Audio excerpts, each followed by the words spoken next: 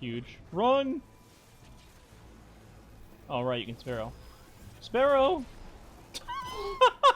Never mind! And jump on the...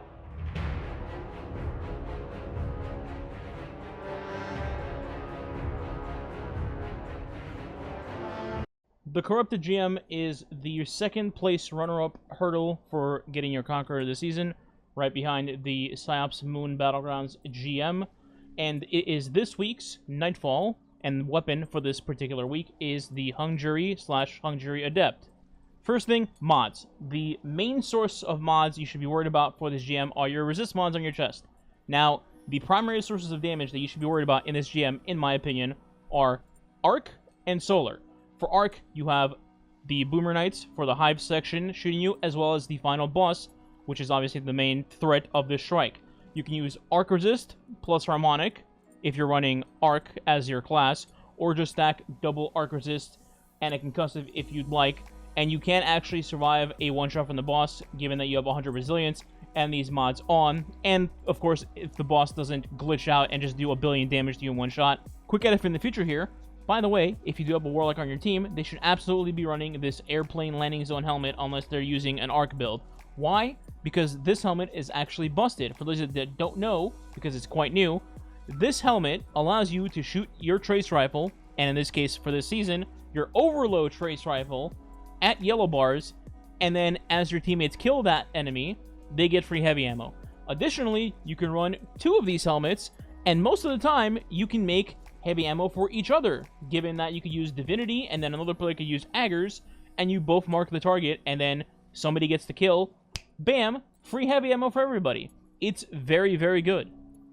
Let's talk about classes and exotics. First up, Titans. Sorry, this GM's not for you. Don't get me wrong, Titans are really good in GM content typically, especially Strand Titans. But for this particular Nightfall and the way I think you should go about it, i.e. crowd control and melting from a distance, Titans don't really fit that mold because Hammers, while busted, you want to get up close. Strand Titans, while busted for defensive reasons and giving Woven Mail, don't really help with crowd control in terms of damage or boss melting with their super. And then Bubble, well, Well of Radiance exists, so why would you want Bubble? Warlocks, your recommendation is going to be Well of Radiance, and Hunters, your recommendation is going to be Gathering Storm, or my personal pick, Tether for Camo and Falcon's Abuse, if you choose to use Retrofit Escapade. This will also make more sense when I'm talking about the encounters and how to go about them easily and quickly while utilizing these abilities, so let's just hold on that for later. For weapons, as always, you're free to use whatever you'd like, as long as you're getting the stuns on the champions, in this particular case, overloads and unstops, but I am going to recommend things that I think would go very, very well for most people to get their clears if they haven't done so already. Step 1, bring a glaive. Any glaive will do, doesn't matter what affinity, just bring a glaive. Why? Well, number 1, unstoppable champions. You just one-shot them and they stun. Pretty simple, no time to waste. Whereas if you use like a regular hand cannon, you have to scope in, wait a second, get the shot off, hope you're not dead, etc. Also, to follow that up, most hand cannons, or just primaries in general, in this day and age are pretty useless. Note I said most and not all. There are a couple of examples of things to use. Malfeasance being one of them, for example, given it's a Taken Strike. But for the general idea here, you want to run double energy to give you even more heavy ammo drops throughout the strike, as you would before. Also a glaive, which is break the shields of, let's say, the void enemies if you run the Enigma, which is a very good glaive. And then you have kind of a 3-for-1 combo there. Stun unstops, break shields, have double energy so you can get more heavy ammo throughout the fight. There are all affinity shields in this Nightfall, Arc, Solar, and Void. However, I will say there's a bunch of Void Acolytes, as well as Arc shields in Hive Knights, and then some, but very few, Solar shields on Taken Knights at the end. So if you have to prioritize, I'd probably go with the Enigma or an Arc Glaive, whether it be Nezarac's Whisper or the new Trials Glaive.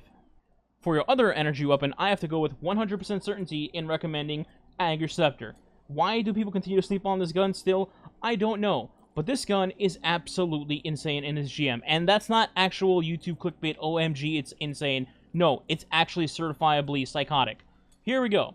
First up, it's Overload Trace Rifle this season, so on top of the gun already being great on its own, it also stuns the Overload champions for you as well.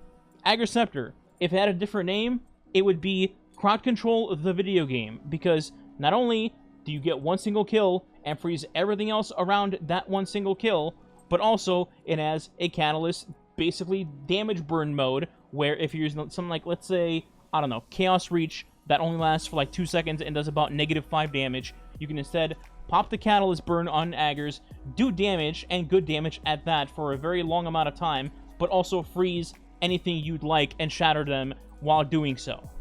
Additionally, Aggers also has massive input in defeating some of these dicey situations in this GM. For example, the elevator spot in this GM that you will see a clip of here in a second, or at the final boss at the beginning, where it also play a huge part. We'll get to that in a bit.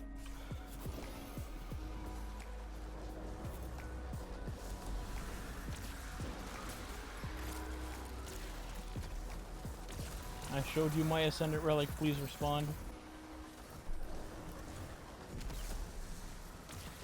Scions better I'll die. another bolt you in here. Now I'm hitting all 3. Massive. Now onto the actual strike itself. There's going to be 2 tips that I can tell you guys here in the first area. The first tip is, once you've done killing the Scorn guy in front of you at the starting point, which you should kill as fast as you can, there will be a Overload Hobgoblin in the center of the arena that you can also stun and then kill immediately from your starting position. And if you do, you don't have to kill any other thing in this entire area except for the giant chicken yellow bar that is at the gate or the entrance.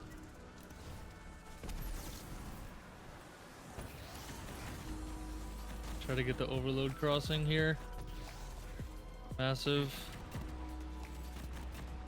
Oh, those years of CS and Valorant played out.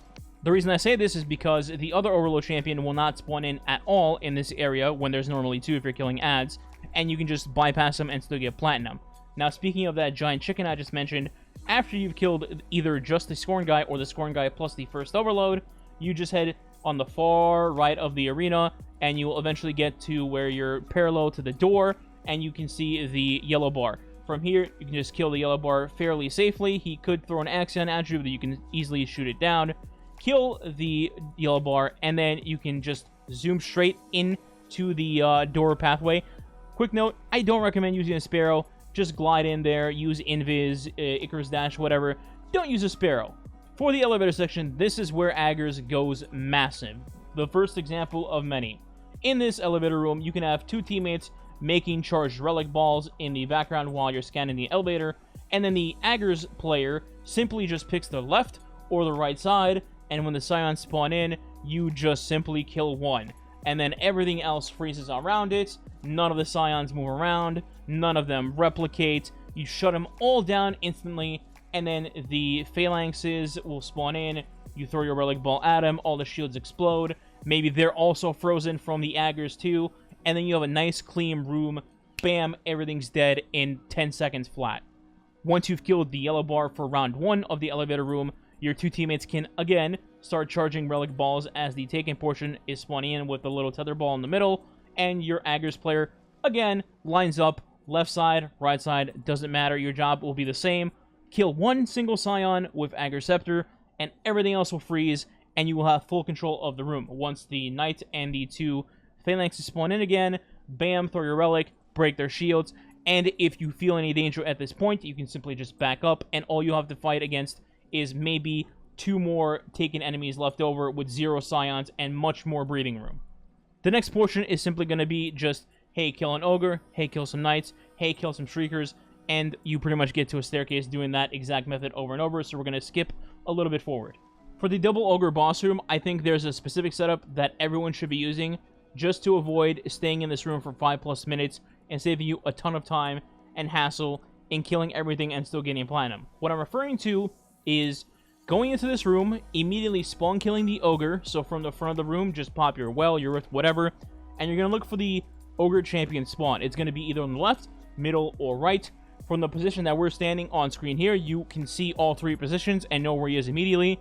Shoot a glaive at him, or even if you have an unstoppable hand cannon, whatever it may be, stun the Ogre, kill him outright immediately, and then you have 2 choices from here.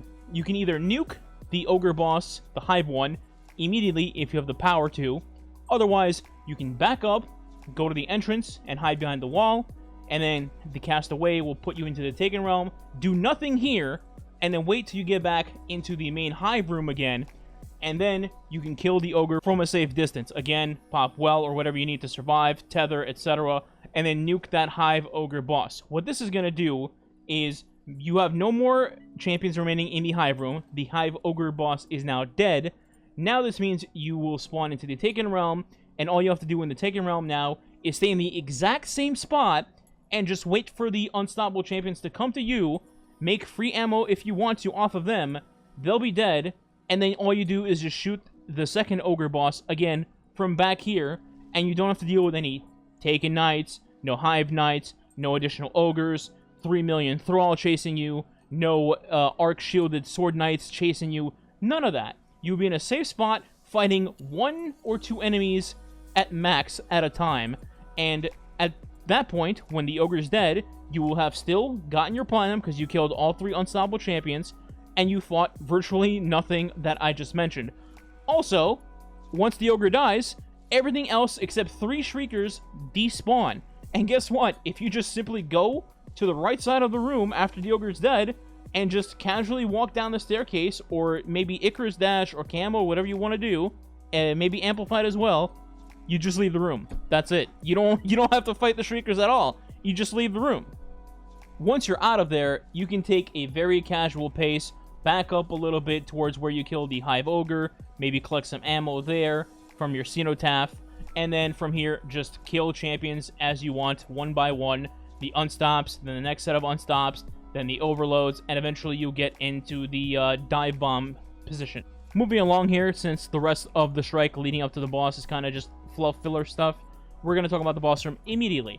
So, for this, now that the boss is basically quad health gated, I think the best course of action in this boss room is trying to just get the relic immediately as the strike begins, or rather the boss final encounter begins, and then get the relic charged with your teammate and just throw it at her, pop her shield, and have the second wave of advance to spawn, so you can kind of just fight both waves together at the same time. Now, this might sound chaotic, but hold your horses, there's a plan. For this section, if you have more than one well, go ahead and pop your first well here and save the second one. If you don't have more than one well, hold it and have your hunter pop their tether, or use Aggers, or use Retrofit, or some sort of combination of those 3 in this initial phase with the beginner Scions. Here's a clip of both of these things in action, just to give you guys a perspective on that. Oh, well. Yeah, I was just waiting until they actually, like, was about to jump.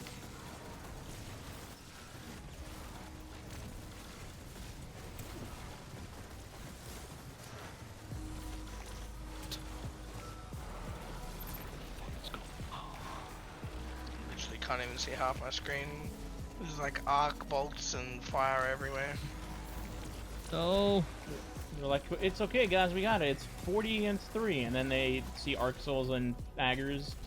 Like, once you've dealt with the initial wave of enemies, at this point, if you've already dunked the relic on Sadia, she will have no shield. If you didn't already do that, that's also fine. You can go ahead and go get the relic, and then break her shield outright. Now, once you've dealt with all the enemies and her shield is broken, what you're going to want to do here is just line up your shots, or just do a small countdown, whatever it may be, just so you're shooting all together at once. The reason I say this is because as you're doing damage to her, she might teleport from right to left, and then you might lose out on some damage if you're not paying attention. So shoot her as much as you can. Typically, if you have your shots on point, you can get her down to just the flat 50% and move on with the next part of the fight. Now, it's important to note here that you will have to go get another relic to break her shield, and it is very crucial that you are aware that once her shield breaks, you will have more ads spawning in. But once you do break her shield and she is at that 50% mark, the Taken portal will spawn in. So what you can do here is make sure that your teammates have crossed the line and are now near where the portal will spawn, and then get the relic, break her shield, she will leave, then the Taken portal will spawn in way before the ads will actually get close to you to kill you, and you'll be out of there scot-free. Once you're in the Ascendant Plane, it's another race to just get to the end without getting sniped. You can speed up this process by just killing the Taken Knights in front of you that are by Sadia.